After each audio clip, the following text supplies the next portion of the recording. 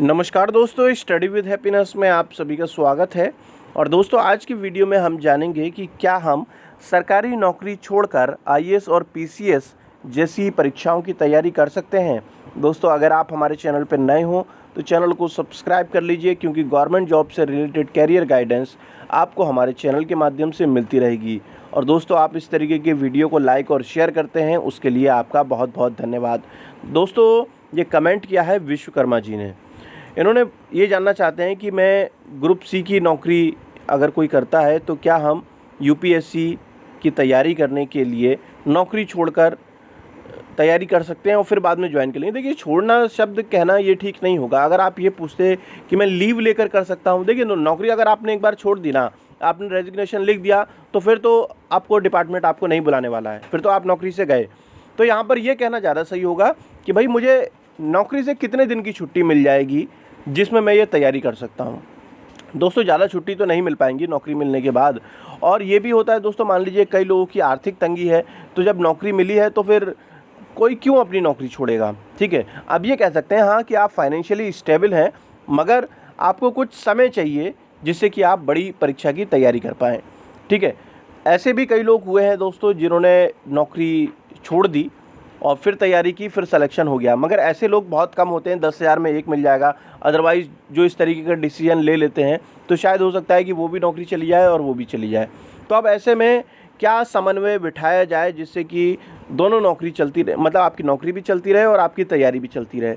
देखिए दोस्तों, जब भी आपका कहीं पर सिलेक्शन होता है, अगर मैं चाहे वो यूपी की बात करूं या फिर कोई सेंट्रल गवर्नमेंट की नौकरी की बात करूं, जिस दिन आपको पता चलता है कि आपका सिलेक्शन हो गया है, मुझे लगता है कि ज्वाइनिंग होने में 6 से 1 साल तो कम से कम लग ही जाता है। तो ये वाला जो पीरियड है ना, इस पीरियड में आप जो भी आपका मनचाहा एग्ज़ाम है उसकी तैयारी करें। मैं तैयारी करने की बात कर रहा हूँ दोस्तों। होता यह है कि कोई भी परीक्षा हो, मैं आईएएस या पीसीएस जैसी परीक्षा को भी इंक्लूड कर रहा हूँ, कि आपका 1 साल के अंदर मैक्सिमम समय लगता है सिलेबस कंप्लीट करने में किसी भी परीक्षा का। जब आपका सिलेबस कंप्लीट हो गया है तो फिर तो आपको उसका रिवीजन ही करना है। और यदि हम सिर्फ रिवीजन की बात करें तो वो नौकरी पर रह के भी हो सकता है। फ़िलहाल छुट्टी कितनी मिलती हैं? अब मान लीजिए कि अगर आप तैयारी कर रहे हैं और आपको लगता है कि मुझे अभी 2-3 महीने और चाहिए, तो यदि आपकी ज्वाइनिंग आ गई है ना, तो आप ज्वाइनिंग पे भी एक्सटेंशन ले सकते हैं। कोई उसमें बेस बनाकर, कोई ग्राउंड होना चाहिए उसका, आपका एक्सटेंशन का, तो आपको 3 महीने तक का नॉर्मल केस में एक्सटेंशन भी मिल जाता है। ठीक है, मान लीजिए आपकी परीक्षा आ ही गई यूपीएससी की और आपकी ज्वाइनिंग भी आ गई, तो ऐसी स्थिति में आप एक्सटेंशन ले लीजिए।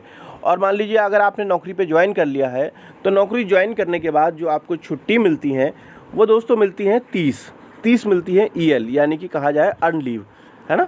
तो ये आप ले सकते हैं अपनी सुविधा के अनुसार। जब भी आपकी परीक्षा वगैरह आने वाली हो तो उससे पहले जो है, चाहे 10 दिन की ले लें या 20 दिन की ले लें, तो वो ले सकते हैं। इसके अलावा दोस्तों एक होती है HPL, इसे बोला जाता है हाफ पे लीव। ये आपको साल में मिलती हैं 20। ये 20 का क्या मतलब है दोस्तों? अगर आप ये 20 दिन की छुट्टी लेते हैं तो आपको हाफ पे मिलेगी उसमें।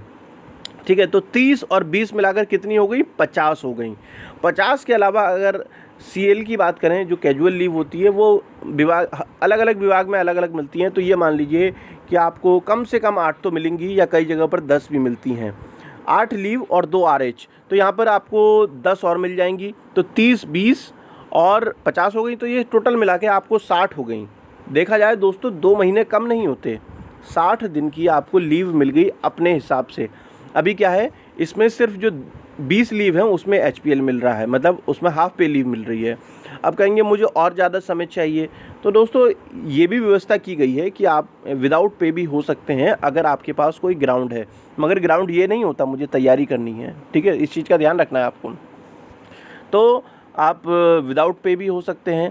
उसकी भी एक सीलिंग है मैक्सिमम टाइम तक। और अगर आपका जो कंट्रोलिंग ऑफिसर है, अगर उसे आप इंटीमेट नहीं करेंगे तो मतलब आपके खिलाफ़ कार्रवाई भी हो सकती है। मगर नॉर्मल केस में जो है नहीं होती है। और विदाउट पे में, जैसे कि मान लीजिए लोगों को शादी करनी होती है, शादी के लिए भी जाते हैं, तब भी लंबी लंबी छुट्टी ले लेते हैं। 1 महीने की किसी को ले लेता है, कोई 2 महीने की ले लेता है, तो उसमें विदाउट पे भी हो जाते हैं। तो ये एक जस्टिफाई रीज़न हो जाता है। ठीक है, तो ये तो रहा नॉर्मल तरीका। और दोस्तों एक जानकारी मैं और दे देता हूं कि जब भी आप किसी सरकारी नौकरी में लगते हैं तो किसी सरकारी नौकरी में तो दोस्तों 1 साल का प्रोविज़न पीरियड होता है। प्रोविज़न पीरियड पे मैंने अलग से वीडियो बनाया है, तो आप देख सकते हैं।